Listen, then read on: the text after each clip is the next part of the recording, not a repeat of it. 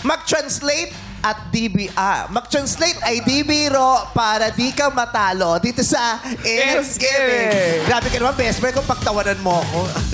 Oo, mag-translate ay di biro para di matalo. Pangit ng rhyming. Ang layo. Oo. Yung una. Ay, hindi, may Ganyan daw eh. yan. Sinabi ko kasi huwag red wine habang nagsusulat ng mga writer na to.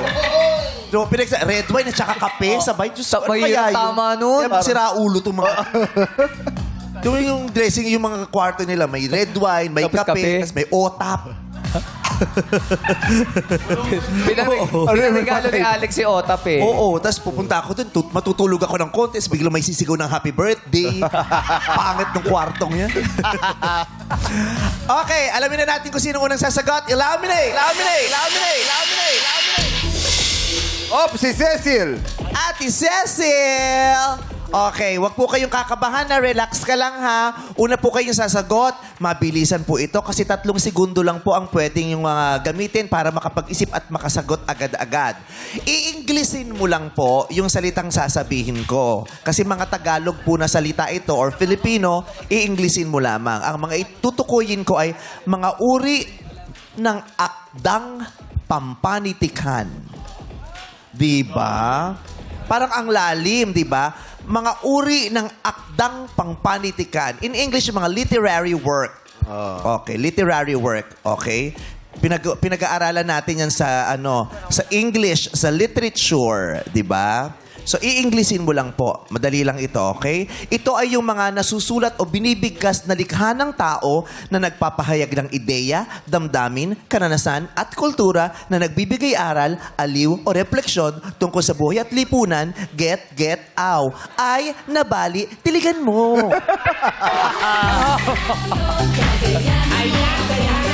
Kaya nyo yan, sex bomb! Ay, abangan nyo yung vlog ko. May vlog ako with Sex Bomb. May mga lasing dyan. Nakakaloka yung sigaw nila. Yung mamagal mo na. May rides. Oo. May rides. Okay. Ate Cecil, ready ka na? Ano po ang English ng kwento? Story. Correct, Ate Cecil. Boy. Anong English ng tula? Ang poem. Poem, correct. Poem. Yung pinagtatalunan lagi. Ano ba? Poem. Diba? Okay. Earns. Ano po ang English ng alamat?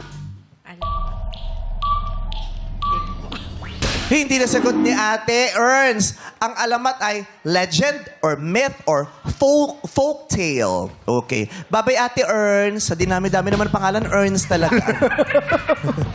Ate Ernst. Kaya ko pinsan ni Rhea. Oo, ni Rhea. Ni Daya Rhea. Baka fresh pa sa'yo ito sa school. Anong English ng nobela? Novel. Correct, novel. Okay. Darren, anong English ng pabula? Bubbles. Pabula. Tiny bubbles. Pwede. Pula. Pwede. Oo. Pabula. Hindi. Bubbles. Hindi, kaya lang.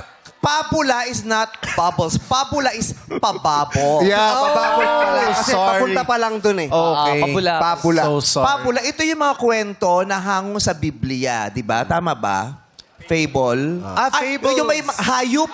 Hayop. Ito yung mga kwento na ang mga characters ay mga hayop. Tama? Para yung Three Little Pigs. Yes. Ganyan. Mga Ang, ganun. ang English ng fable ay fable. Oh, chairs and fable. Oo. Hindi. Pag may gusto kang ipakiusap, Ano? uy, fable naman. Favor you. Bye, Darren, Thank you, anak. Nako, eto na. Sabay dapat to, ha? Okay. Lassie and MC, ano English ng balita? News! Correct! Sabi muse eh. Muse. Ay, Muse. News. Muse. Sabi muse. Muse daw. News. Ito Narinig- kasi hindi maganda mag-pronounce. Imposibleng hindi marinig ni Jong. Yan, nakita mo naman, ang laki ng mata niya. Narinig niya yon. O iba yun?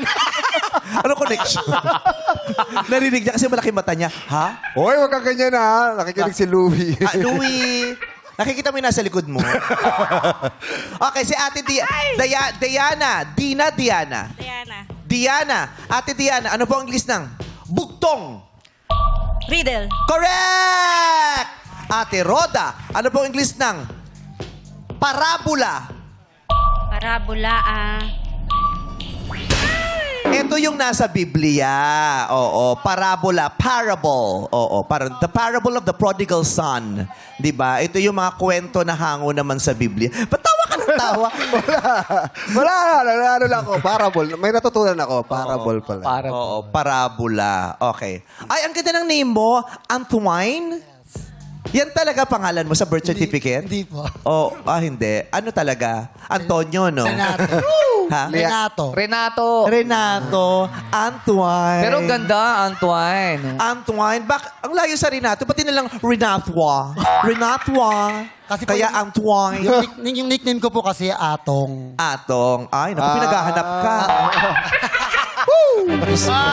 Diba yun?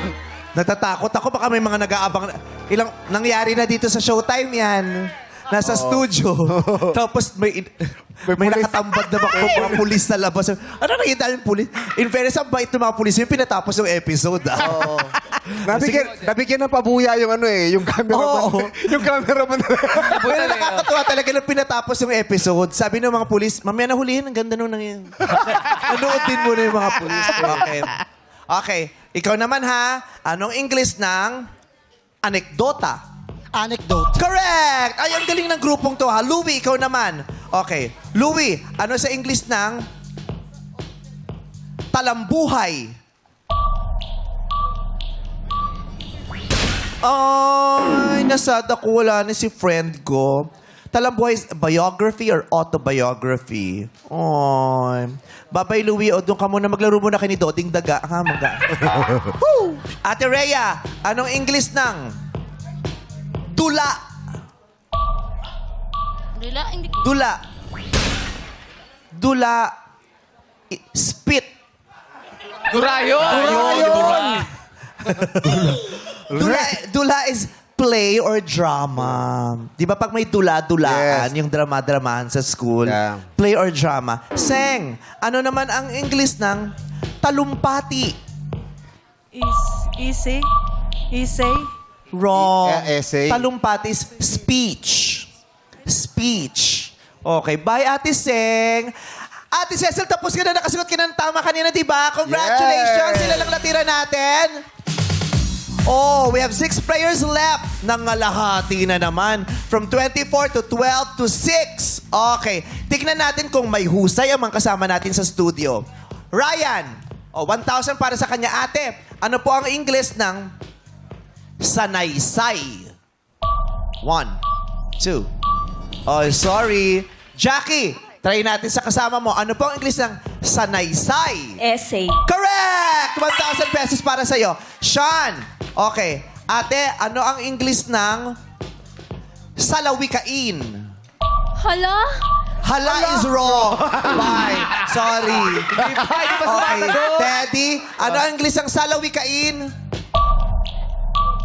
Wala. Hala din. Oo.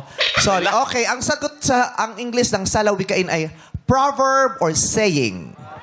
Proverb or saying. Yan po. Salamat sa mga nag-try. Palakpakan naman natin.